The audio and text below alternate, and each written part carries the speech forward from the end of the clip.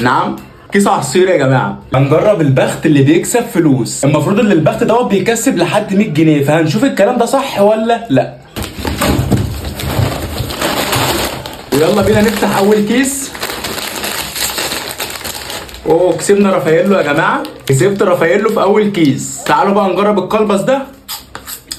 محدش يجربه يا جدعان، ولا اطفال ولا كبار. وندخل على الكيس التاني بقى. باين ان الكيس تقيل قوي، شكله فيه دولارات. ايه ده؟ ايه ده؟ جيلي.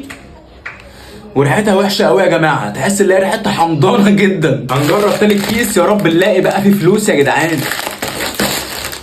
لقيت فيه كيس اندومي يا جدعان، كيس اندومي صغير. نخش على رابع كيس، وانا حاسس ان الكيس دوت مليان دولارات بجد. نعم. نعم. كيس عصير يا جماعه. لقيت كيس عصير، يا رب نلاقي الفلوس بقى في الكيس ده. برضو كيس عصير برضو. هو